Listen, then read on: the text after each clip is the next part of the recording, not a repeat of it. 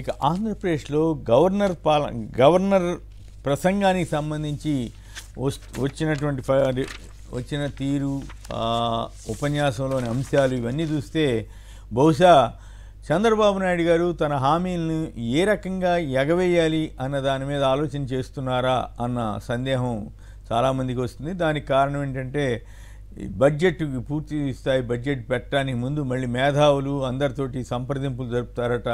ఆ సంప్రదింపులు జరిపిన తర్వాత వాటి మీద ఒక నిర్ణయం తీసుకుంటారట. అంతేకాకుండా ప్రజలంతా కూడా సహకరించాలి, రాష్ట్ర పునర్నిర్మాణానికి అంటున్నారు. రాష్ట్రం జగన్ పాలనలో ధ్వంసమైపోయిందంటూ అసెంబ్లీ వేదికగా కూడా ప్రచారం ప్రారంభించారు. ఇప్పటికిప్పుడు హామీలు అమలు చేసే పరిస్థితి లేదు. ఉద్యోగులకు, పింఛన్దారులకు జీతాల బకాయిలు చెల్లింపుతో పాటు 10 లక్షల కోట్ల అప్పు ఉందని చెబుతున్నారు. మొన్నటిదాకా 13 లక్షలు అన్నారు, ఇప్పుడు 10 లక్షలకు వచ్చిందన్నారు. 10 లక్షల్లో కూడా విభజన టైం నాటికున్న అప్పు ఎంత, ఆ తర్వాత ఎంత, ఆ తర్వాత చంద్రబాబు గారి టైంలో ఎంత జరిగింది, జగన్ గారి పాలనలో ఎంత అయింది, ఈ వివరాలు వాళ్ళకి తోచిన లెక్క ప్రకారం చెప్పొచ్చు కదా. అలేం చెప్పలే. మొత్తం అప్పంతా జగన్ గారి ఖాతాలో వేసేసిన తీరు, మేధావులు విద్యావంతులతో చర్చలు జరపాలని అంటాం, రాష్ట్ర పునర్నిర్మాణంలో ప్రజలందరూ సహకరించాలంట. తర్వాత విశేషం ఏంటంటే కాకినాడ, భావనపాడు, రామాయపట్నం ఓడరేవుల అభివృద్ధికి చంద్రబాబు గారు శ్రీకారం చుట్టారంట. పనులన్నీ మొదలుపెట్టి శ్రీకారం చుట్టి చేసిన జగన్ గారినేమో పక్కన దోసేశారు. అసలు పరిశ్రమలే రావట్లేదంట. అయ్యా చంద్రబాబు గారు, ఈనాడు పత్రిక చూడండి, 3.5 లక్షల కోట్ల పెట్టుబడులు వస్తుంటే 7 కంపెనీలకే ఇస్తున్నారు. ఆ 7 కంపెనీలే చేయబోతున్నాయని నానా అబద్ధాలు రాశారు. అంటే అన్ని లక్షల కోట్లు పెట్టుబడులు వస్తున్నట్టు మీ పత్రికే అంగీకరించింది. మీరేమో అసలు పరిశ్రమలు పెట్టుబడులే రావట్లేదు, తరిమేశారని. ఎందుకు ఇన్ని అబద్ధాలు చెప్పాల్సిన అవసరం ఉందా? ఇక రాజధాని నాశనం అయిపోయింది, 2 లక్షల కోట్ల ఏకంగా సంపద పోయిందంట. మరి అది ఎట్లాగో తెలియదు. 2 లక్షల కోట్లు అదనంగా పెట్టుబడి పెట్టాల్సిన పరిస్థితి వదిలేసి 2 లక్షల కోట్లు పెట్టుబడి అంటున్నారు. ఇసుక దోపిడీ 9,000 కోట్లు అండి. 4,000 కోట్ల ఆదాయం వస్తే 9,000 కోట్లు పోయిందంట. ఆయన టైంలో అసలు ఫ్రీ అని చెప్పి ఎమ్మెల్యేలు దోచుకుంటేనేమో అది చాలా ఘనంగా ఉందని చెప్తున్నారు. మిగిలిన హామీల అమలుకు అన్ని ప్రయత్నాలు చేస్తున్నప్పటికీ వారి ఆకాంక్షలు నెరవేర్చడం సాధ్యం కాదని తెలియజేస్తున్నా ఆర్థిక పునర్నిర్మాణంలో ప్రజలు సహకరించాలి. అయ్యా పురుషోత్తమ రెడ్డి గారు, చెప్పండి, మీరు ఏ మేరకు సహకరిస్తారు? ఈ అబద్ధాల ప్రసంగంలో మీరు ఎంతవరకు ఇవి అబద్ధం అంటారా, నిజం అంటారా? నాకుగా నేను అబద్ధం డైరెక్ట్గా మీ ముందు డిక్లేర్ చేయకూడదు, బట్ మీ అభిప్రాయం చెప్పండి. మీరు ఎంతవరకు సహకరిస్తారు? మీరు ఈ బడ్జెట్కి సంబంధించి హామీలు నెరవేర్చకపోయినా పర్వాలేదు, తల్లికి వందనం పేరు మీద ఇంటింటికి ప్రతి ఒక్కరికి ఇవ్వద్దు, మీరు ఇచ్చిన హామీలన్నీ ఎగవేయండి, పర్వాలేదు, ప్రజలేమనుకోరని సలహా ఇస్తారా? అయ్యా, లేక చంద్రబాబు గారు మీరు ప్రజల్ని మభ్యపెడుతున్నారు, మీరు పవన్ కళ్యాణ్ గారు కలిసి అని చెప్తారా?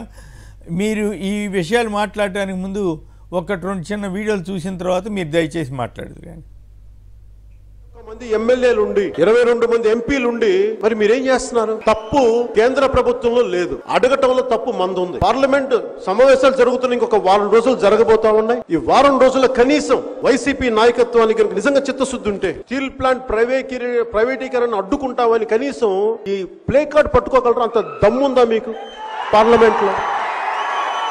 ప్రధానమంత్రి గారితో కూడా చెప్పేటప్పుడు ఏం మాట్లాడాలని అడిగితే ఉదయ్ గారికి బాలసౌరి గారికి ఒకటే చెప్పాను. 140 కోట్ల మంది బరువు మోసే ప్రధానమంత్రి గారికి మనం సహాయపడాలి కానీ ఆయన బరువు పెంచకూడదు. ఇది ఒకటే చెప్పండి, నా మాటకి చెప్పడానికి. మేము మీకు బరువు తగ్గించే వాళ్ళమే కానీ బరువు పెంచే వాళ్ళం కాదు. అందుకే దశాబ్దం పాటు ఆయన కలవకపోయినా నేను ఎప్పుడు కూడా బాధ్యతలు మోసే ప్రతి ఒక్కరికి కూడా అండగా ఉండాలని కోరుకునేవాడు. బరువు పెట్టకూడదు వాళ్ళకి, కనీసం కూర్చోబెట్టి ఒక ఫోన్ కాల్ కూడా చేయను. ఎందుకంటే మీకు అవసరమైతే ఒకటే చెప్తాను, మీకు అవసరమైతే నేను ఎప్పుడు ఉంటాను, ఒక మాట చెప్పండి నాకు, నేను మీకు అండగా ఉంటానని చెప్తాను.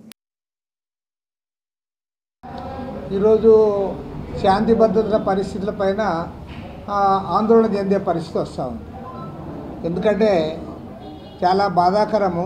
చిత్తూరు జిల్లా పుంగనూరులో పార్లమెంట్ సభ్యుడు, ఆయన ఎలక్టెడ్ పార్లమెంట్ సభ్యుడు, లోక్సభలో వైసీపీ పక్ష నాయకుడు మిథున్ రెడ్డి గారు పోతే ఆయన ఎక్కడైతే ఎవరింట్లో అయితే ఉన్నాడో వాళ్ళ ఇంటి మీదకే దాడికి పోయినారంటే ఇది సరైంది కాదు. పార్టీ పక్ష నాయకుడు, ఎలక్టెడ్ ఎంపీనే మేము ఊళ్ళేకే రానివ్వం, ఊళ్ళేకే పోనివ్వం, వాళ్ళ ఇంట్లో కూర్చోకూడదు అంటే అది సరైనది కాదు. దీన్ని పూర్తిగా ఖండిస్తూ ఉన్నాము. చంద్రబాబు నాయుడు గారు స్వయంగా ఈ అంశాన్ని పరిశీలించి దాన్ని సెటిలైట్ చేయాలి. పైగా ఇప్పుడు ఆ ఎంపీ పైనే కేసు పెట్టినారు అంటే మీరు ఏ వైపు పోతా ఉన్నారు? రైట్. అయితే పవన్ కళ్యాణ్ గారు చంద్రబాబు గారికి ఎంతలా సరెండర్ అయ్యారంటే ఒక లైన్ చదివి, చంద్రబాబు ఎలాంటి నిర్ణయం తీసుకున్నా తాను మొత్తం పూర్తిగా 100% సహకరిస్తామని ఆయన ప్రకటించారు. సో అది అక్కడ మోడీ గారికి 100%, ఇక్కడ చంద్రబాబు గారికి 100% ఆయన సరెండర్ అయ్యారనాలా, లేదంటే పూర్తిగా సహకారం అనాలా? అంతకుముందు ఇష్టారాజ్యంగా చెలరైపోయిన పవన్ కళ్యాణ్ ఇప్పుడు ఎందుకు అప్పుడు పుల్ని అని చెప్పుకునేవి ఆయన ఇప్పుడు పిల్లిలాగా ఎందుకు మారారో మరి ఇవన్నీ కూడా ఆశ్చర్యం. మరి పురుషోత్తమ రెడ్డి గారు మీరు ఎంత మేర సహకరిస్తారు? ఈశ్వర్ గారు, కుమ్మేణి గారు, మీకు వెంకటరెడ్డి గారికి ప్రేక్షకులకి ధన్యవాదాలు. బేసిక్గా చంద్రబాబు నాయుడు గారు అందరితో చర్చించాలని స్వాగతిస్తున్నాను. కాకపోతే ఎన్నికల ముందు ఈ చర్చ పెట్టుకుంటే బాగుండేది. ఇప్పుడు ఆంధ్రప్రదేశ్లో రాష్ట్ర పరిస్థితి ఎట్లా ఉంది, మా పార్టీ మేనిఫెస్టో ఎలా ఉంటే బాగుంటుందని అప్పుడు అడుగుంటే చాలా బాగుండేది. అప్పుడు నిజాలు చెప్పడానికి అవకాశం ఉండేది. ఇప్పుడు గెలిచిపోయి మీరు చెప్పదలుచుకుందా రాష్ట్రం పరిస్థితి బాగలేదు, ఈ హామీలు ఇస్తామని మీరు ఒక నిర్ధారణకు వచ్చి చెప్పేసిన తర్వాత ఇప్పుడు అమలు చేయండి అని చెప్పడం తప్ప ఏం సలహా ఇవ్వగలం? ఎలక్షన్ ముందుగానే సలహా అడుగుంటే ఖచ్చితంగా చెప్పుకునేవాళ్ళం ఇప్పుడున్న పరిస్థితులు ఏం చేస్తే బాగుంటుందని. చంద్రబాబు గారు ఎలక్షన్ అయిపోయిన తర్వాత సలహాలు అడుగుతున్నాడు. ఇది మొదటి అంశం. ఇక్కడ బడ్జెట్ పైన కసరత్తు జరుగుతుంది. కొమ్మేణి గారు, మీరు అదే సీనియర్ జర్నలిస్ట్గా అసెంబ్లీకి సంబంధించిన ఎమ్మెల్యేలు వాళ్ళ చరిత్ర గారు రాశారు కాబట్టి ఓట్ ఆన్ అకౌంట్ బడ్జెట్ ఎప్పుడు పెడతారు? తమకు పూర్తి స్థాయి అధికారంలో లేనప్పుడు, చాలా పరిమితమైన కాలంకే అధికారం ఉన్నప్పుడు ప్రతి రూపాయి అసెంబ్లీ అనుమతితో ఖర్చు పెట్టాలి కాబట్టి ఓట్ ఆన్ అకౌంట్ పెడతారు. అంటే ఖర్చులకి, రొటీన్ ఖర్చులకు పెట్టే ఖర్చుల్ని ఓట్ ఆన్ అకౌంట్ బడ్జెట్ అని సాధారణ భాషలో మనం మాట్లాడుకుంటాం. ఇప్పుడు మళ్ళీ ఓట్ ఆన్ అకౌంట్ బడ్జెట్ పెడతారట డిసెంబర్ వరకు ఒక చర్చ నడుస్తూ ఉంది. అది నిజమో కాదు నాకు తెలియదు. జగన్ గారు అయితే ఓపెన్ గా ఛాలెంజ్ చేశారు, బడ్జెట్ పెట్టే స్థాయి ధైర్యం ఉందా అంటూ ఇంకో మాట కూడా అన్నారు. అదేంటంటే బడ్జెట్ ఎందుకు పెట్టట్లేదంటే మీ బండారం బయటపడుతుంది కాబట్టి అంటున్నాడు. ఇదే కీలకమైన విమర్శ, ఇదే కీలకమైన అంశం. ఎందుకంటున్నానంటే దీని చుట్టూనే చంద్రబాబు గారు కూడా శ్వేతపత్రాలు కానీ లేదా ప్రజల బడ్జెట్ పెట్టేటప్పుడు ఎవరు కూడా మేధావులు కానీ ప్రజల అభిప్రాయాలు అడగరు. నా ప్రభుత్వ ప్రాధాన్యతల గురించి అడిగేటప్పుడు అడుగుతారు. ఈ రాష్ట్రం 5 ఏళ్ల పాటు ఎట్టుంటే బాగుంటుంది, బడ్జెట్ ఎట్ట పెట్టాలో కూడా ప్రజలను అడిగే అలవాటు ఉంటుంది. బడ్జెట్ పెట్టేసిన తర్వాత అభిప్రాయాలు అడుగుతారు, ఇది బడ్జెట్ అని. ఇది ఎందుకు ఈ పరిస్థితి వస్తా ఉందంటే కొమ్మినేని గారు, ఒకటి ఓట్ ఆన్ అకౌంట్ బడ్జెట్ ఖర్చులు పెట్టేసి సరిపోతుంది. ఇప్పుడు ప్రాధాన్యతలు పెట్టాలంటే ఏమొస్తుంది? మళ్ళీ పాత కథే చెప్పాలి. మనకున్న ఆదాయం 1,99,000 కోట్లు, రొటీన్ ఖర్చులు 1,89,000, ఇంకా 10,000 కోట్లు మిగిలింది. ఇంకో 40,000-50,000 కోట్లు అప్పు చేయడానికి అవకాశం ఉంటుంది. అంటే 60,000 కోట్ల రూపాయలకే మీ అభివృద్ధి సంక్షేమ అన్ని లిస్టులో పెట్టాలి. పెట్టకపోతే ఇక్కడ క్రూషియల్ సమస్య వస్తుంది. ఉదాహరణకు ఇప్పుడు చంద్రబాబు నాయుడు గారి బడ్జెట్ లో ఒక మాట చెప్పాలి. ఏమని చెప్పాలి? తల్లికి వందనానికి 15,000 కోట్లు కేటాయిస్తున్నామని చెప్పాలి. చేయకపోయినా ఏమవుతుంది? చెప్పకపోతే ఏమవుతుంది? నువ్వు ఒకే పెట్టకిస్తామని చెప్పేస్తారు. పెడితే ఏమవుతుంది? 15 కోట్లు లెక్క అవుతుంది. ఇంకా ఈ పేదలకి, ముసలి వాళ్ళకి కావచ్చు, పిల్లలకు, తర్వాత వృద్ధులకు కావచ్చు, తర్వాత 60 ఏళ్ళకి కావచ్చు, వికలాంగులకు పెన్షన్ ఇస్తున్నారు కదా, ఇది ఎన్నికల స్పిరిట్ తో బెటర్ 46,000 కోట్లు అవుతుంది. చూపించాలి బడ్జెట్ లో 46 పదాల్లో 60,000 కోట్లు. ఇంకా అయిపోయింది. ఇంకేం చూపిస్తారు? మనకున్న డబ్బాడికి అయిపోయింది. ఇంకా ఏదైనా చూపించాలంటే 1,00,000 కోట్లు పెంచి చూపించాలి. పెంచితే యాడ్ నుంచి వస్తాయి ఆదాయం? ఈ సమస్యలు ఇరుక్కుంటారు కాబట్టి బడ్జెట్ పెట్టడానికి సోపాలు పడుతున్నారు. ఇదేదో నిజాయితీగా ఇది పరిస్థితి అని చెప్పేసి పోతుంది. దానికి మేధావులతో చర్చ ఎందుకని మొదటి పాయింట్. రెండోది క్రూషియల్ సబ్జెక్ట్. ఈరోజు ఆంధ్రప్రదేశ్ గవర్నర్ అసెంబ్లీలో చేసిన ప్రసంగం. అంటే మనకు వాళ్ళకి పూర్తి హక్కు ఉంటుంది, అసెంబ్లీకి సర్వోన్నత అధికారం కాబట్టి దానికి క్వశ్చన్ చేసే అధికారం నాకు లేకపోవచ్చు, కానీ బాధ కలిగించే అంశం నేను జరిగింది. ఒక గవర్నర్తో 2 స్టేట్మెంట్లు ఇప్పించచ్చా? ఇప్పుడు జనరల్ గా గవర్నర్ ఏం చేస్తారంటే క్యాబినెట్ చేసిన నోట్నే ప్రజెంట్ చేస్తారు, దాన్ని నేను అర్థం చేసుకోగలను. కానీ ఇదే గవర్నర్తో గత ప్రభుత్వం ఈ రాష్ట్రానికి అభివృద్ధి వికేంద్రీకరణ అవసరమని, 3 రాజధానులు అవసరమని, ఇదే రాష్ట్రాన్ని సమైక్యంగా ఉంచుతుందని ఆయనతోనే చెప్పించారు. ఇప్పుడు ఇదే ప్రభుత్వం ఏం చెప్పిస్తుంది ఆయనతో? అసలు అదే తప్పు, అసలు ఏకైక రాజధాని అమరావతి ఉంటేనే అద్భుతాలు జరుగుతాయని ఆయనతో చెప్పొచ్చా అంటే గవర్నర్తో? నా పాయింట్ ఏంటంటే గవర్నర్తో గత ప్రభుత్వం అదే గవర్నర్ కొంచెం సమీక్ష చేసుకోవాలి. మనం వాళ్ళు నోటే చదువుతాం కానీ మరీ ఇంత అబద్ధాలు చెప్పచ్చా? ప్రజలు చులకన అయిపోతుంది కదా అసెంబ్లీ అంటే అనే భావన కలగాలి కదా. అసెంబ్లీ కంటే కూడా గవర్నర్ వ్యవస్థ అంటే మీకు తెలంగాణలో కానీ వెస్ట్ బెంగాల్లో కానీ ఇంకొక రాష్ట్రం ఈ 3-4 చోట్ల గవర్నరే స్పీచ్ మార్చుకున్నాడు. ఎందుకంటే బీజేపీకి అనుకూలం కాబట్టి. ఇక్కడ ఎన్డీఏ అనుకూలం కాబట్టి వాళ్ళు ఏం చేయాలి, అప్పుడు ఆయన ఏం చదవమంటే చదివాడు, ఇప్పుడు ఈయన ఏం చదవమంటే అది చదువుతాడు, అంతకుమించి గత్యంతరం లేదేమో. నాకున్న అనుభవంలో కూడా ఏ గవర్నర్ కూడా అంత చొరవ తీసుకుని మార్పులు చేసే పరిస్థితి యాజిటీగా లేదేమో పురుషోత్తం రెడ్డి గారు. అంటే నోటు చదవడాన్ని నేను తప్పట్టను, కానీ మనమే ఇదే నోటితో అసెంబ్లీలో 3 రాజధానులు కరెక్ట్ అని చెప్పి అదే నోటితో అది తప్పని చెప్పడం అనేది బాగుండదు, సమాజానికి రాంగ్. అంటే గవర్నర్ అంతే ఇంక అవసరం లేదనిపించే, అంటే చదవడానికి గవర్నర్ కావాలన్నా, ఇప్పుడు ఏం చెప్తే చదవడానికి గవర్నర్ కావాలని గవర్నర్ వ్యవస్థ ముందు నుంచి రిజర్వేషన్స్ ఉండే, దట్ ఈస్ డిఫరెంట్ ఇష్యూ. రెండో అంశం 14 నుంచి 19 వరకు పరిపాలన బాగుంది, 19 నుంచి 24 వరకు పరిపాలన పాడైపోయింది, మళ్ళీ బాగా చేస్తున్నారు. అసలు ఈ గవర్నర్ గారికి కాలం కాదు కదా అది. ఇప్పుడు 14 నుంచి 19 వరకు పరిపాలన బాగుందని, పరిశ్రమలు వచ్చాయని ఒక పొలిటికల్ స్పీచ్ ముఖ్యమంత్రి గారు ఇవ్వచ్చు. చంద్రబాబు నాయుడు గారు అసెంబ్లీలో తన గవర్నర్ ధన్యవాదాలు చెప్పే తీర్మానంలో ఇవ్వచ్చు, ఆయన రాజకీయ అభిప్రాయాలు చెప్పొచ్చు, ముఖ్యమంత్రిగా చెప్పొచ్చు. ఒక గవర్నర్ తో మనం పుట్టినప్పటి నుంచి మరి పరిపాలన బాగుందని చెప్పించడం అనేది ఆయన సంబంధం లేని కాలం కదా. ఇప్పుడున్న నజీర్ గారికి సంబంధం లేని కాలానికి కూడా ఆయనతో సర్టిఫికేట్ అంటే అట్లుండదు పురుషోత్తం రెడ్డి గారు, అట్లుండదు. ఏ గవర్నమెంట్ ఉంటే ఆ గవర్నమెంట్ ఏం చెప్తే అది చదవక తప్పని పరిస్థితి. ఎందుకంటే అది మంత్రివర్గం ఆమోదించింది. వాటిలో ఏదన్నా 1-2 కరెక్షన్స్ ఉంటే వాళ్ళు వెనక్కి పంపుతారు తప్ప మిగతా అంతా చచ్చినట్టు చదవాల్సిందే గవర్నరు. లేకపోతే అనవసరమైన కాంట్రడిక్షన్ అవుతుంది. తెలంగాణలో ఎంత అయిందో ఆ కాంట్రడిక్షన్ పెట్టుకోవాల్సిన అవసరం కూడా లేదు కదా. అయితే ఇక్కడ పాయింట్ ఏంటంటే గవర్నర్తో చెప్పించిన ప్రభుత్వాన్ని మనం నిలదీయాల్సిన పరిస్థితి ఉంది. ప్రభుత్వాన్ని చెప్పిన అబద్ధాలు చెప్పించిందా లేదా? ఉదాహరణకి ఓడరేవులు రామాయపట్నం నేను స్వయంగా వెళ్ళాను సార్, జగన్ గారు మొదలుపెట్టిన తర్వాత అది బ్రహ్మాండంగా డెవలప్ అవుతుంటే ఇప్పుడు అది చంద్రబాబు గారు తన ఖాతాలు వేసుకుంటున్నాడు, అది కరెక్టా? అట్లాంటి అంతేకాకుండా 10 లక్షల కోట్లు అంటున్నాడు. మొన్నదాకా 13 లక్షల కోట్లు అన్నారు, ఇప్పుడు 10 లక్షల కోట్లు అన్నారు. ఈ 10 లక్షల కోట్లు జగన్ ఖాతానా? ఇటువంటి అంశాల మీద మనం మాట్లాడితే బాగుంటుందేమో. నేను అంటున్నదే, గవర్నర్ గారు వారు సాంప్రదాయాలు పాటించచ్చు, నేను కాదన్న, కానీ ఆ సాంప్రదాయాలు కూడా రాంగ్ ఇంటర్ప్రిటేషన్ చేయనప్పుడు వాళ్ళు జోక్యం చేసుకోవచ్చు, నాతో అబద్ధాలు చెప్పించచ్చు, రాజకీయంగా వాళ్ళ అభిప్రాయాలు చెప్పొచ్చు. కానీ ఉల్టాగా చెప్పిస్తే గౌరవం పోతుందని ఆయన సలహా ఇచ్చేది పెద్ద ఇష్యూ కాదు. నేను మీరు చెప్పిన పాయింట్లో ఒకటి, 14 నుంచి 19 వరకు పరిశ్రమలు వచ్చినాయి, ప్రతి పీరియడ్ లో పరిశ్రమలు వస్తాయి, ఎక్కువ తక్కువ రావచ్చు. కానీ 14 నుంచి 19 వరకు ఎంత వచ్చాయన్న విషయం 18 జనవరిలో కొమ్మినేని గారు గవర్నర్ నరసింహన్ గారు ఈ రిపబ్లిక్ డే పర్యటనలో ఒక ప్రకటన చేశాడు. కేబినెట్ తీర్మానం కూడా అప్పుడు కూడా చదువుతాడు రిపబ్లిక్ డే రోజు. ఆ రోజు చెప్పింది ఏంటంటే, నా ప్రభుత్వం యొక్క కృషి వల్ల 15,000 కోట్ల రూపాయలు గ్రౌండ్ అయింది రాష్ట్రంలో విదేశీ ప్రత్యక్ష పెట్టుబడి అన్నారు. 15,000 కోట్లు ఇది తెలుగుదేశం ప్రభుత్వం యొక్క కేబినెట్ ఆమోదాన్ని చదివాడు ఆయన గవర్నర్ నరసింహన్ గారు. 18 సంవత్సరం అంటే ఎంత? ఇంకా ఎండ్ పీరియడ్ లో 15,000 కోట్లు వస్తే ఇప్పుడు మొత్తం లక్షల కోట్లు ఆ ప్రభుత్వం వచ్చిందని ఈ గవర్నర్ గారు చదివించడం అనేది ఎట్లా కరెక్ట్? అది వాళ్ళ ఆత్మ పరిశీలన చేస్తారు. అంటే చంద్రబాబు గారి ప్రభుత్వం మంచి పాయింట్ చెప్పారు. చంద్రబాబు గారి ప్రభుత్వం ఎంత స్పష్టంగా ఎంత నిర్భయతతో అబద్ధాలు చెబుతుంది అనేది మీ వాదాన్ని బట్టి అర్థమవుతుంది. ఇప్పుడు ఉదాహరణ తిరుపతి జిల్లా ఉంది, నాకున్న సమాచారం ప్రకారం 20,000 కోట్ల రూపాయల పెట్టుబడులు వచ్చాయి ఓన్లీ తిరుపతి జిల్లా. ఓన్లీ తిరుపతి 20,000 కోట్ల రూపాయల పెట్టుబడులు వచ్చినాయి, 25,000 మందికి ప్రత్యక్షంగా ఉపాధి వచ్చింది. శ్రీ సిటీ మన తిరుపతి జిల్లా వరకు మాట్లాడుతున్నాను. అంటే ఏమీ రాలేదు తరిమేశారని చెప్పి మాట్లాడడం అనేది కరెక్ట్ కాదు. మీరు బాగా చేస్తే చేసుకోండి. రెండోది, మన 19లో జగన్మోహన్ గారి అధికారంకి వచ్చిన వెంటనే గవర్నర్ స్పీచ్ చూడండి, 90% నేనేం చేస్తానో చెప్పడానికి ట్రై చేశాను, లేదా 99% నేనేం చేయబోతాను 5 ఏళ్ల కోసమే, నా ప్రభుత్వ ప్రాధాన్యత ఏమున్నాయో చెప్పుకొచ్చాడు గవర్నర్తో. దాన్ని ఏకీభవించవచ్చు, విభేదించవచ్చు. కానీ ఇక్కడ 99% జగన్ బాగలేదని చెప్పడం కోసమే గవర్నర్ ప్రసంగం కొనసాగింది. ఇది అభ్యంతరం అండి. గవర్నర్ ప్రసంగం మీన్స్ ప్రభుత్వ ఆలోచన. అంటే నా ప్రత్యర్థి మీద ఇంకా విమర్శించడం ద్వారా ఏం చెప్పదలుచుకున్నారు అంటే, ఇప్పుడు మనం ఏమైనా చేయలేకపోతే దానికి కారణం జగన్ అని చెప్పదలుచుకున్నారా? నమ్ముతారా ప్రజలు? దానివల్ల లాభమే ఉందంటారు, నమ్మరు జనము.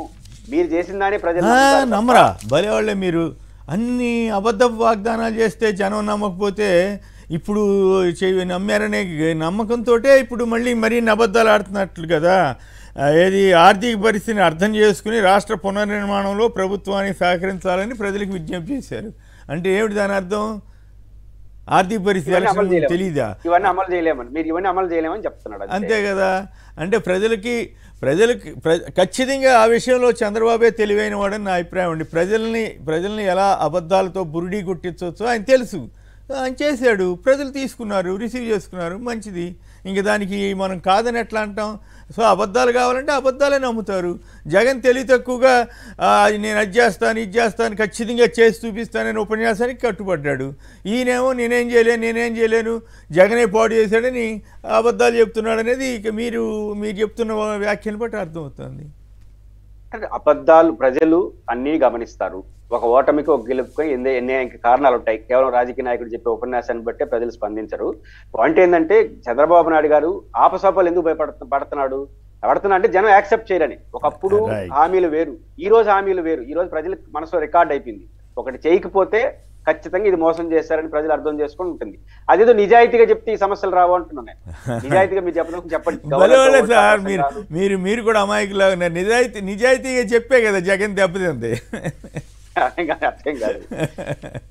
రైట్. శేషుబాబు గారు కాకినాడ నుంచి. శేషుబాబు గారు చెప్పండి. చంద్రబాబు గారు ఏమంటారంటే పునర్నిర్మాణంలో మీరంతా సహకరించాలి, రాష్ట్రం అంతా విధ్వంసం అయిపోయింది, ఇప్పుడు నేనేం చేయలేని పరిస్థితిలో ఉన్నానంటున్నాడు ఆయన. మీరేమంటారు? హలో, మాట్లాడండి. అందరికీ నమస్కారం అండి. నమస్కారం. చంద్రబాబు గారు చెప్పినవి, పవన్ కళ్యాణ్ గారు చెప్పినవి కేవలం ఎన్నికలకి ముందు వాళ్ళకి కుర్చీ కోసం అని చెప్పారు కానీ అండి, ఎవరికి ప్రజలకి మేలు చేద్దామని ఉద్దేశంతో వాళ్ళు ఏమి చెప్పిన మాటలు కాదండి. మరి ప్రజలంతా నమ్మారుగా. నమ్మారండి. గొర్రెలండి, మరి ఏం చేస్తారండి? ప్రజలు అనిపిస్తారండి. ఈవేళ అట్లాంటి పదాలు వాడమాకండి.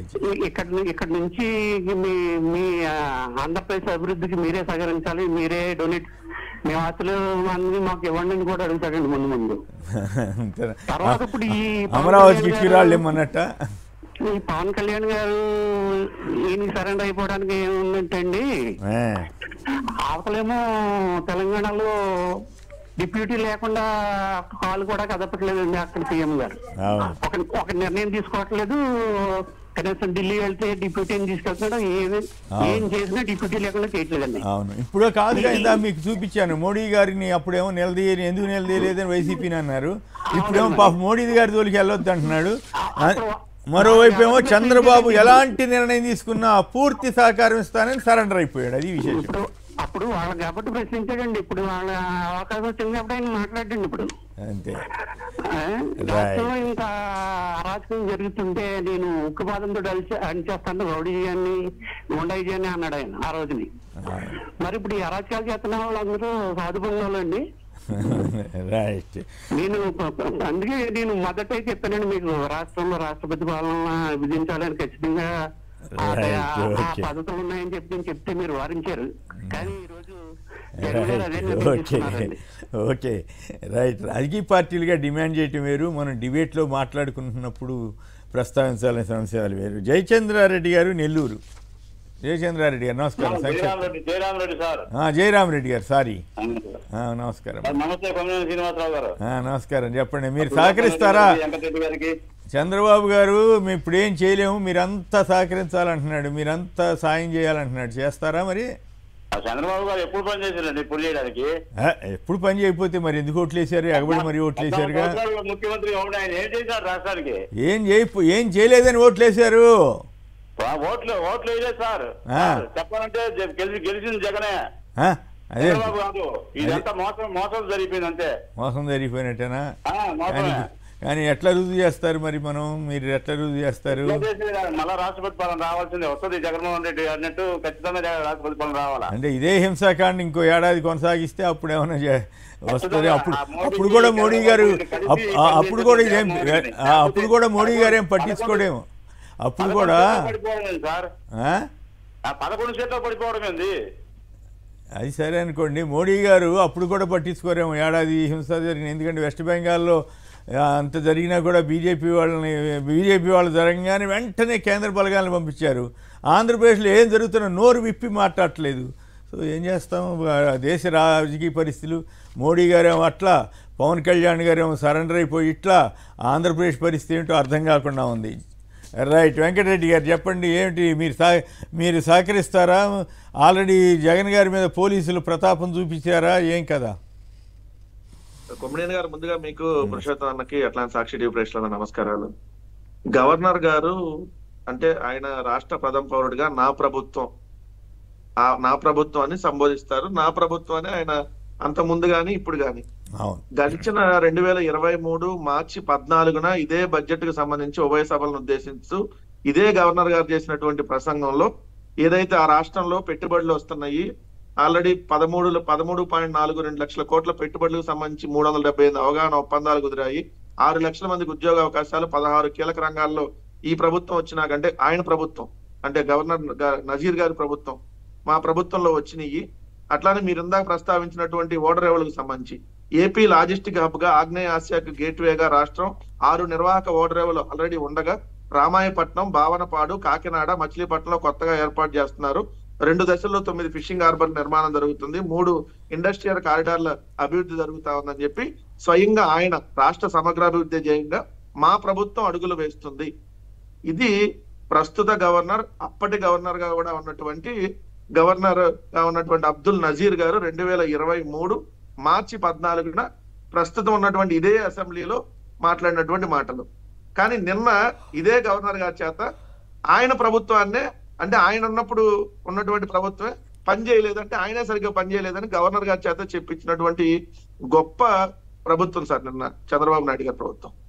ఎందుకంటే ఆయనే గవర్నరు, ఆయన ప్రభుత్వాన్ని ఆయనే తిట్టినట్టుగా, ఆయన ప్రభుత్వం అంతా ఫెయిల్ అయినట్టుగా, అంటే ఆయన ప్రభుత్వం ఫెయిల్ అంటే ఆయన ఫెయిల్ అయినట్టుగా చూపించి మాట్లాడిస్తే మరి గవర్నర్ గారు కనీసం చూడకుండా దాన్ని మనం చెప్పాలా లేదా అని లేకుండా, అంటే గవర్నర్ వ్యవస్థ అలా ఉంటది, ఎందుకంటే కేంద్ర ప్రభుత్వం ఆడిచ్చినట్టుగా ఉంటది అనేటటువంటి గవర్నర్ వ్యవస్థగా మనం చూస్తున్నాం. కాబట్టి సేమ్ యాస్టీజ్ గా అదే అబద్ధాన్ని నిన్న ప్రస్తావించారు. నిన్న ఇదే పార్లమెంట్ లో సార్ అప్పుల గురించి, ఎందుకంటే అప్పుల మీద కూడా నిన్న గవర్నర్ గారు మాట్లాడారు కాబట్టి ఈ రోజు మీరు చూస్తే ప్రజాశక్తిలో 3వ పేజీలో వచ్చింది కొమ్మినేని గారు, ప్రజాశక్తి 3వ పేజీలో రాష్ట్రాలకు అప్పులకు సంబంధించి నిన్న పార్లమెంట్ లో అడిగిన దానికి సమాధానంగా పంకజ్ చౌదరి గారు ఇచ్చినటువంటి స్టేట్మెంట్, రాష్ట్ర అప్పు 4,85,490 కోట్లు ఆంధ్రప్రదేశ్ రాష్ట్ర అప్పు. ఇది పార్లమెంట్ లో చెప్పింది, అసెంబ్లీలో గవర్నర్ గారు 10 లక్షల కోట్లు అప్పు అయింది అంటున్నాడు. సేమ్ ఒకటే రోజు పార్లమెంట్ లో ఆంధ్రప్రదేశ్ అప్పు 4,85,490 కోట్లు, అదే 2022కి వచ్చేటప్పుడు 3,80,000 కోట్లు ఉంది, 2023కి వచ్చేటప్పుడు 4,28,000 కోట్లు ఉంది, ఇప్పుడు 4,85,490 కోట్లు ఉందని చెప్పి కేంద్ర ఆర్థిక శాఖ సహాయ మంత్రి పంకజ్ చౌదరి లిఖిత పూర్వక సమాధానం ఇచ్చారు సోమవారం లోక్సభలో ఒక ప్రశ్న సందర్భంగా. అక్కడేమో 4,85,000 కోట్లని పార్లమెంట్ లో చెప్తే ఇక్కడేమో అసెంబ్లీలో అబద్ధాలు చెప్పిస్తూ గవర్నర్ గారి చేత 10 లక్షల కోట్లు అప్పుందని చెప్పించినటువంటి కార్యక్రమం. అంటే ఇక్కడ చూస్తా ఉంటే నిజంగా మీరు అన్న ఇందాక ఒక క్వశ్చన్ గా నిజంగా గవర్నర్ గారు అంటే వాల్యూ లేకుండా పోయేటట్టుగా, అదే గవర్నర్ గారు ఆ రోజు ఒక మాట ఈ రోజు ఒక మాట మాట్లాడుతూ ఉంటే ఇంకా గవర్నర్ గారు అంటే గవర్నర్ వ్యవస్థ అంటే ఇంకా ఎవరికి గౌరవం ఉంటది? సో ఈ ప్రభుత్వం చెప్పేటటువంటి అబద్ధాలని ఆయన ఒకసారి చదవకూడదు, మనం కొన్నన్నా దాన్ని విస్మరించాలనేటటువంటి ఉంటే నిజంగా ఆ వ్యవస్థకు కూడా గౌరవం ఉంటుంది. ఇంకొక పాయింట్ ఇక్కడ వచ్చేటప్పుడు ప్రధానంగా జగన్మోహన్ రెడ్డి గారు క్లియర్ గా ఎన్నికలకు ముందే చెప్పారు సార్, మేనిఫెస్టో రిలీజ్ చేసేటప్పుడు, ఇదిగోండి రాష్ట్ర బడ్జెట్ ఎంత, వచ్చే ఆదాయం ఎంత, ఇదిగోండి మనకున్నటువంటిది ఈ పథకాలకి ఎంత అవుతుంది, నేను ఎంతకంటే చేయలేను, ఇదిగోండి ఈ పథకానికి ఇంత నేను పెంచుతాను, ఇదిగోండి నేను పెన్షన్ కూడా 3 ఏళ్ల తర్వాతే పెంచగలను, ఎందుకంటే ఇది నెల ఇచ్చేటటువంటి కార్యక్రమం. సో ఇది తర్వాత మనం ఏదో 1 నెల ఇచ్చేసాం 2 నెలలు ఇచ్చేసాం తర్వాత కంటిన్యూ ఇవ్వలేము, ఇంత క్లారిటీగా క్లియర్ గా చెప్పారు. కానీ చంద్రబాబు నాయుడు గారు ఏం చెప్పారు, నేను సంపద సృష్టించేసి ఈ మొత్తాన్ని మీకు ఎంతకంటే ఎక్కువ సంక్షేమం ఇస్తా. మరి ఇప్పుడు అధికారంలోకి వచ్చి దాదాపుగా 1.5 పైగా అయింది. ఈ 1.5 రోజుల్లో మీరు సృష్టించిన సంపద ఎంత? 1 రూపాయన్న సంపద సృష్టించారా? దాదాపు 15,000 కోట్లు అప్పు చేశారు. 15,000 కోట్ల అప్పు 45 రోజుల్లో చేసి 1 రూపాయి సంపద సృష్టించకుండా ఇప్పుడేమంటారు, మీరు సలహాలు ఇవ్వండి లేకపోతే మీరే నాకు సహకరించండి అంటే ఇంటింటికి చందాలు వేసి వాళ్ళు. ఇప్పుడు అంతకుముందు అలానే వసూలు చేస్తారు. 2014 నుంచి 19 దాకా మన అమరావతి మన ఇటుక మన అమరావతి పేరుతో వీళ్ళు చందాలు వసూలు చేశారు సార్. సాక్షాత్తు హైదరాబాద్ లో ఉన్నటువంటి సచివాలయంలో కూడా హుండీలు పెట్టారు. మరి ఆ డబ్బులన్నీ ఏం చేశారో తెలియదు. ఇప్పుడు కూడా అదే అనమాట. ఇప్పుడు మీరందరూ నాకు సహకరించండి అంటే ప్రతి రాష్ట్రం నుంచి ప్రతి ఇంటి నుంచి డబ్బులు వసూలు చేసి చంద్రబాబు నాయుడు గారికి ఇస్తే ఆ చంద్రబాబు నాయుడు గారు ఇప్పుడు అందరు ఆ డబ్బుల్ని దోచుకునేటటువంటి కార్యక్రమం చేస్తాడా? మరి సంపద సృష్టి ఎట్లా చేస్తారు? ఇప్పటి వరకు దానికి సంబంధించి లేదు. ఓటాన్ అకౌంట్ బడ్జెట్ పెట్టవేంటి? అసలు పూర్తిస్థాయి బడ్జెట్ పెడితే మీరు అన్నట్టుగా ఇప్పుడు ఏ పథకానికి ఎంత ఖర్చు పెడతారో చెప్పాలి. ఇప్పుడు జగన్మోహన్ రెడ్డి గారు అమ్మఒడి పథకానికి 6,200 కోట్లు సంవత్సరానికి ఖర్చు పెట్టారు, అది బడ్జెట్ లో పెట్టారు. ఇదిగోండి గడిచిన ఏడాది ఎంత అయింది, ఏ పథకాలకు ఎంత అయింది, ఎంత ఆదాయం వచ్చింది, ఎంత అప్పులు ఉన్నాయి, క్లియర్ గా ప్రతి బడ్జెట్ లో పెట్టారు. ఇప్పుడు చంద్రబాబు నాయుడు గారు ప్రతి పిల్లాడికి 15,000 ఇస్తా అన్నారు. నీకు 15,000, నీకు 15,000, నీకు 18,000 అని. అంటే మరి ఈ 15,000 ఇవ్వాలంటే ఎంతమంది పిల్లలు ఉంటే అంతమంది పిల్లలు, దాదాపుగా 1 కోటి మంది పిల్లలు ఈ రోజు స్కూల్లో చదువుకుంటున్నారు, ప్రైవేట్ స్కూల్స్ కానీ లేదంటే ప్రభుత్వ స్కూల్లో కానీ. మరి 1 కోటి మందికి అమ్మఒడి కార్యక్రమం కింద డబ్బులు ఇవ్వాలి. అందుకని ఇప్పుడు బడ్జెట్ పెట్టట్లేదు. పూర్తిస్థాయి బడ్జెట్ పెడితే దీని అన్నీ ఇవ్వాలి కాబట్టి కనీసం అది చూపించాలి కదా ఎంతెంత అవుతుందో. సో అందుకని ఇప్పుడు ఆయన పెట్టేటటువంటి పరిస్థితి లేదు.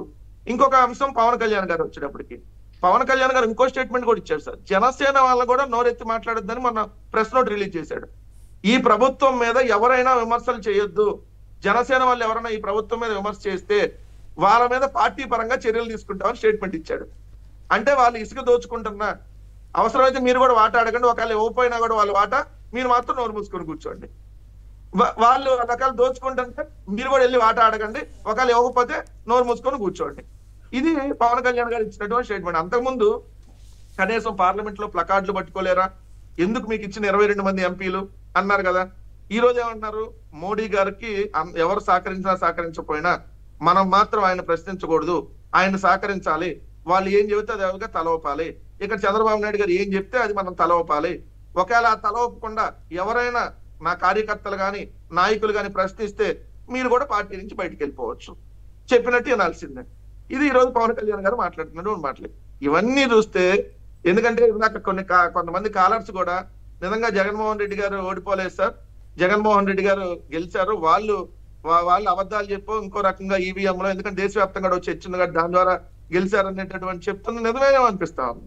ఖచ్చితంగా దానికి బలమైనటువంటి అనుమానాలు కలుగుతా ఉంది. ఎందుకంటే ఈరోజు జగన్మోహన్ రెడ్డి గారు బయటకు వస్తే ఆయన ప్రజాదరణ చూస్తా ఉంటే, ఒక 2 గంటల్లో తాడేపల్లి నుంచి వినుకొండ వెళ్లాల్సినటువంటి 2 గంటల పర్యటన, దాదాపు 7.5 గంటలు దారి పొడవున జనం, ఎప్పుడు రానటువంటి జనం, అంతకుముందు వచ్చినటువంటి అంటే ఇంకా ఎక్కువ మంది ప్రజల నుంచి వస్తున్న స్పందన. ఎందుకంటే ఈ ప్రభుత్వం వచ్చి 45 రోజులే, 45 రోజులు అయినా కూడా, ఎందుకంటే ఈ ప్రభుత్వం వైఎస్ఆర్ కాంగ్రెస్ పార్టీ జెండా పట్టుకుంటే నరికేస్తున్నారు, వైఎస్ఆర్ కాంగ్రెస్ పార్టీ అంటే దాడులు చేస్తున్నారు, అయినా కూడా ప్రజలు ఇంత బాహాటంగా, ఇంత బహిరంగంగా ఇదో మేము జగన్ గారికి మద్దతు తెలుపుతున్నాం అని చెప్పి ఇంతమంది వస్తున్నారని అంటే, ఇది ఖచ్చితంగా ఎన్నికల్లో జరిగినటువంటి ఒక కుట్రపూరితంగా వాళ్ళు గెలిచిందే తప్ప ప్రజాస్వామ్యంగా గెలిచింది కాదు అనేది ఖచ్చితంగా ఇక్కడ భావించాల్సినటువంటి అవసరం ఉంది కుమ్మేరు గారు. రైట్. అంటే ఫైనల్గా చెప్పండి, ఇప్పుడు ఇంతకీ మీరు సలహాలు ఇస్తారా, ఇట్లా చేయండి, ఇట్లా చేసుకోండి, హామీలు ఎగ్గొట్టేయండి, పర్వాలేదు, ఆల్రెడీ ఈ పెన్షన్దారులు ఉంటారు కదా, మీకు ఈ కారణాల వల్ల ఈ పెన్షన్ వచ్చేసిన నెల నుంచి రావని కూడా స్లిప్పులు ఇస్తున్నారంట, మరి తల్లికి వందన ఇంకెంత ఇస్తారో ఎవరో తెలియదు, ఒకళ్ళకే ఇస్తామని చెప్పి మళ్ళీ వెనక్కి తగ్గారు. సో వీటన్నిటిలో కూడా మంచిదని సలహా ఇస్తారా, లేదు జగన్ గారికి మళ్ళీ అన్ని నిక్కచ్చిగా చేయాలని చెప్తారా, చెప్తే మాత్రం వాళ్ళు చేస్తారా? సంక్షిప్తంగా. మేము సలహాలు ఇస్తే వాళ్ళు తీసుకునే పరిస్థితిలో ఉన్నారా సార్? అంతేనా? ఆయనే ప్రపంచ మేధావి కదా చంద్రబాబు నాయుడు అనేత, నేనే ప్రపంచ మేధావి, నేనే అందరికి సలహాలు ఇస్తా, అవసరమైతే సత్యనారాయణ మైక్రోసాఫ్ట్ సీఈఓ చేసింది నేనే అని చెప్పుకుని ఆయన మేము సలహాలు ఇస్తే తీసుకునేటటువంటి పరిస్థితి ఉంటుందా? కాకపోతే ఒకటైతే వాస్తవం, ఒక 2 నెలలు ఆగితే ఇప్పుడు ఉన్నటువంటి పెన్షన్ లో దాదాపుగా 3-4 లక్షలు కట్ చేయడానికి ఆల్రెడీ ఈ నెల, రేపు ఆగస్టు నెల కూడా పూర్తి స్థాయి పెన్షన్లు వస్తాయని లేదు, ఎందుకంటే మొన్నటిదాకా 65 లక్షల మందికి పెన్షన్లు ఇచ్చారు. 3-4 లక్షలు అయితే మంచిదే, ఇంకా 10-15 లక్షలను తగ్గితే ఏమన్నా అంచనా అంటే ఒకేసారి 10-15 లక్షలు తగ్గించరుగా, మెల్లిమెల్లిగా నెలకు 1 లక్ష, 2 లక్షలు, నెలకు 2 లక్షలు, 3 లక్షలు అలా మెల్లిగా తగ్గించుకుంటా పెన్షన్. రైట్. ఫైనల్గా పురుషోత్తమ రెడ్డి గారు చెప్పండి, నిన్న జగన్ గారు వెళ్తుంటే పోలీసులు ఆ పోస్టర్లు చించాల్సిన అవసరం ఏముంది, వాళ్ళు చించడం కరెక్టేనా? కొమ్మినేరు ఇక్కడ జగన్ గారు లోపలికి ప్రొటెస్ట్ చేయడం ముందే అనౌన్స్ చేశారు కూడా, మేము ప్రొటెస్ట్ చేస్తాం, అసెంబ్లీలో ప్రొటెస్ట్ చేయడం ఒక సాంప్రదాయం. ఏళ్ళు కూడా వేశారండి చంద్రబాబు గారి టైంలో, ఏళ్ళు తీసుకెళ్లి ప్లకార్డులు ప్రదర్శించారు, నానా రచ్చ చేశారు. అలాంటిది ఇప్పుడు బయటే ఆపేసి వాళ్ళ కాగితాలు కూడా తీసుకెళ్ళినట్ల. నాకు అభ్యంతరం అనిపించింది ఎక్కడంటే, అసెంబ్లీ స్పీకర్ ఆపమనుంటే మీరు ఆపేయండి, ప్లే కార్డు తీసుకుని ఆపేయండి, దాన్ని చించాల్సిన అవసరం లేదు. పాయింట్ ఏంటంటే మీ పని కాదు అది, మీ పని ఏంటంటే ఒకవేళ అసెంబ్లీ స్పీకర్ ఈ ప్లే కార్డ్స్ తీసుకొస్తే లోపల రానిదంటే గేట్ వేసి ఆపేయచ్చు, అంతవరకు మీ పరిధి ఉంది, మీరు చేయండి. కానీ చింపమని ఎందుకు చెప్తారు అంటే, ప్రొటెస్ట్ చేయడానికి అసెంబ్లీ ఒక వేదిక, మీరు అడ్డుకోదలుచుకుంటే స్పీకర్ చెప్పినట్టు అడ్డుకోండి, అంతే తప్ప. అందుకే జగన్ గారికి ఆగ్రహం వచ్చింది, జగన్ గారు చెప్పిందంటే దీని ఎందుకు చింపుతారా అని చెప్పాడు, అడ్డుకోవడానికి ఆయన ఏం చెప్పట్లా. ఆయన మీరు మాటల్లో కూడా ఆగ్రహం వ్యక్తం చేసింది, అడ్డుకోవడాన్ని సహజం. ప్రభుత్వం అధికార యంత్రాంగం ఏం చెప్తే అది పోలీసులు చేస్తారు. కానీ చింపే పనులు ఇట్లాంటి పనులు మీ పరిధి కాదు కదని వార్న్ చేసి అక్కడ తమ అధికారిని ఇట్లే ఉండదు, ఎప్పుడు పరిస్థితులు మారుతాయంటే జాగ్రత్తగా ఉండండి అని హెచ్చరిక చేసే ప్రయత్నం చేశారు. ఇది మంచిది కాదు. వాళ్ళు ప్రొటెస్ట్ చేయదలుచుకున్నారు, మీరు ఆపదలుచుకుంటే ఆపండి. ఇట్లాంటి పనులు చేయడం వల్ల పెద్ద ప్రయోజనం ఉంటుందని నేను అనుకుంటున్నాను. రైట్.